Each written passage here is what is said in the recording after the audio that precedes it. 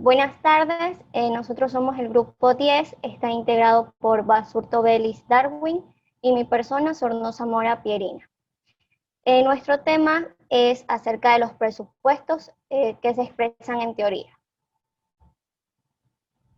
Bueno, los presupuestos se expresan en teorías. En la historia de la ciencia hay una continua interacción entre presuposiciones, teorías y hechos. ¿A qué nos referimos con presuposiciones? Bueno, las presuposiciones no son más que ideas y conceptos básicos que se encuentran dentro de las bases de las distintas teorías. Es decir, estas de aquí van a tratar de explicar lo que es el desarrollo humano, como un ejemplo. Las teorías, en cambio, no son más que modelos de cómo funciona una parte de la naturaleza. En nuestro caso sería de cómo evoluciona el ser humano a lo largo de todo su ciclo vital. Una adecuada teoría del desarrollo tendrá que determinar los factores que influyen en el mismo y los mecanismos de cambio o evolución, que estos de aquí pues van a tener lo que son dos finalidades principales, la de describir el desarrollo y la de predecir el desarrollo. Siguiente diapositiva. El proceso ideal por medio del cual se llega a construir una teoría científica es mediante la consecución de las distintas fases del método científico o también llamado hipotético deductivo. Las fases del método científico consta de 7. Tenemos como primer punto lo que es la observación de los hechos. Segundo, la formulación de una teoría que trata de explicar los hechos.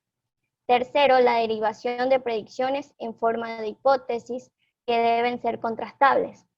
Cuarto, la realización de un experimento que permita contrastar las hipótesis. Quinto, obtención de unos resultados. Sexto, interpretación de los resultados. Y séptimo y último, que es el refinamiento de la teoría. Para entender un poco más acerca de estas fases, vamos a verlo con un ejemplo. Siguiente diapositiva. Bueno, aquí dice que todos los niños logran adquirir su lengua materna en un periodo corto de tiempo. Y hacia los 5 años, estas de aquí lo dominan, tratan de dominarlo todo. Entonces, este ejemplo va a pertenecer a la primera fase del método científico, que vendría a ser lo que es la observación de los hechos. Como segunda fase decía que era la formulación de una teoría que tratara de explicar estos hechos. Entonces, vamos a buscar esta teoría que trate de explicar este hecho. Y un ejemplo sería una teoría innatista que sostiene que la lengua materna es la expresión de una capacidad lingüística en la que está inscrita nuestro ADN. De aquí pasamos a la tercera fase. La siguiente diapositiva. Bueno, esta teoría a su vez da lugar a ciertas predicciones, como lo decía la tercera fase del método científico, que era la derivación de predicciones en forma de hipótesis y que estas de aquí deben ser contrastables. Un ejemplo sería los primates superiores no serán nunca capaces de aprender un sistema de comunicación semejante al humano. Esa predicción debe formularse como una hipótesis contrastable y no como una mera especulación, ya que esta de aquí se pueda someter a una prueba objetiva y repetible, como sería un experimento que vendría a ser la cuarta fase del método científico, que era la realización de un experimento que permita contrastar las hipótesis. Este experimento nos va a ayudar a decidir si la teoría puede o no puede sostenerse. Como quinta fase del método científico teníamos lo que era la obtención de los resultados. Un ejemplo es que por mucho que queramos enseñar una lengua similar a la lengua materna humana a un primate superior no humano, no lo conseguiremos. Los resultados de los experimentos siempre son interpretables y casi nunca tratan de cerrar definitivamente el problema. Ahora bien, la fase 6 trataba de lo que era la interpretación de los resultados. Bueno, en este caso, siguiendo con el mismo ejemplo o con la misma teoría, es que parece que los chimpancés pueden aprender un sistema de comunicación de cierta complejidad e incluso estos de aquí pueden enseñárselos a sus proles. Pero estos de aquí van a tener como que ciertas limitaciones. Siguiente diapositiva. Entonces, esta teoría va o tendrá que someterse a nuevas contrastaciones experimentales para poner a prueba su virtualidad. Tenemos en esta imagen un resumen acerca de las fases que ya he mencionado. Como primero tenemos los hechos, de ahí de los hechos sigue lo que es la teoría. En la teoría tenemos lo que es las predicciones, se realizan las hipótesis contrastables, se realiza un experimento, se obtienen lo que son los resultados, de esos resultados vamos a interpretarlos y todo lo que está en esa imagen vendría a ser lo que es el refinamiento de la teoría. Esto de aquí pues vendrían a ser lo que son las fases del método científico o también llamado hipotético deductivo. Bueno, como hemos visto, el proceso del método científico siempre va a comenzar con la observación de los hechos, como vemos en la imagen. Toda teoría siempre va a comenzar con la observación de los hechos. No puede empezar con predicciones, no puede empezar con hipótesis o con el experimento sin antes haber observado los hechos. Siguiente diapositiva. Bueno, en el caso de la psicología, en la que los científicos elaboran teorías sobre las propias personas, estos de aquí pues, van a construir presupuestos y estos presupuestos van a construirse a partir de experiencias cotidianas y muchas veces van a ser subjetivas, por lo que los hechos que se observan y se recogen están influidos por sus propias presuposiciones. Así que el racionalista estará convencido de que los hechos refuerzan su enfoque de que hay capacidades innatas.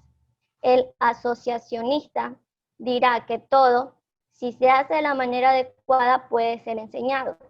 Y el constructivista, por su parte, afirmará que ni lo innato ni lo adquirido pueden explicar por separado el desarrollo humano.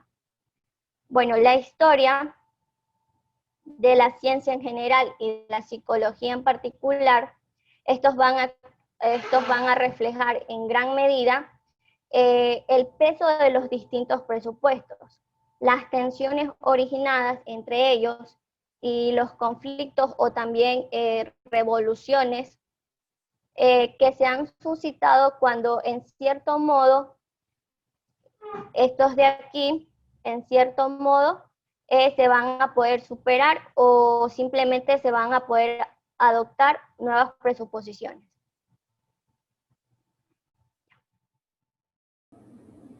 Bueno, la psicología del desarrollo, esta se encuentra impregnada de los presupuestos que se han analizado en el apartado anterior. Así, podemos constatar manifestaciones de presupuestos racionistas, como por ejemplo en la teoría de la adquisición del lenguaje de Noam Chomsky. En ella se afirma que las leyes gramaticales son universales o comunes a todas las lenguas y consustanciales a la especie humana.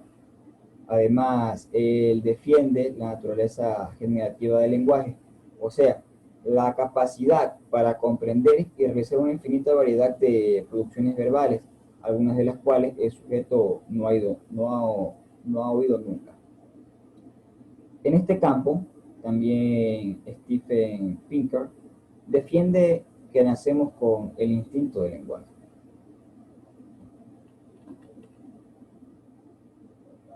También se acercan a posiciones racionalistas algunos estudiosos de la teoría de la mente como Trevante, al considerar que el niño nace con un conjunto de capacidades sociales e intersubjetivas que le permiten el establecimiento de vínculos con los demás miembros de su especie. esto desde los primeros momentos de su desarrollo. Anclados a las posiciones ignatistas, se encuentran los numerosos estudios que en los últimos años se han centrado en el análisis del estado inicial, buscando la presencia de capacidades muy complejas desde el momento del nacimiento.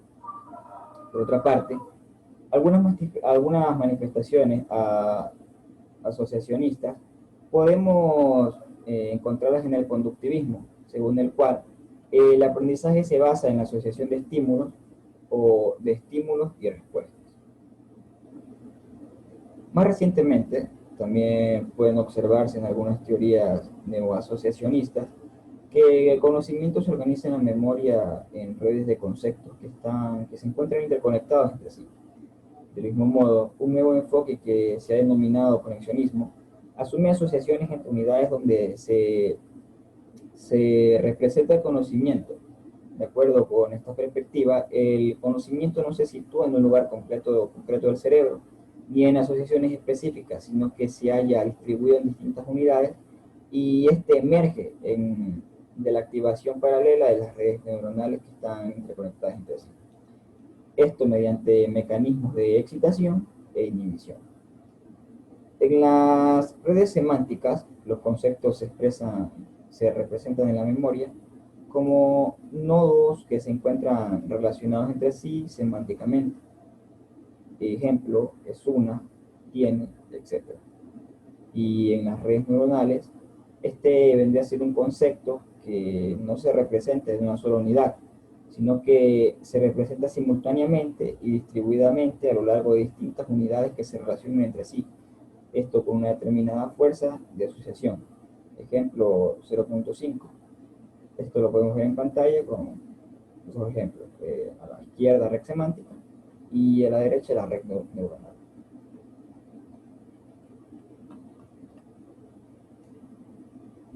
Finalmente, las posiciones constructivistas se han reflejado en la psicología cognitiva mediante la utilización del concepto de esquema para explicar cómo se crean representaciones internas de la realidad, esto a partir de la experiencia. Este concepto se ha adoptado en campos tan aparentemente dispares como el de la memoria, en el que sujetos como Bartlett demostraron que cuando las personas recuerdan narraciones o relatos, tienden a incorporar sus experiencias personales o sus creencias, o también en la percepción, en los que los psicólogos de la Gestalt nos demostraron que los seres humanos imponemos cierta organización a la información de carácter sensorial.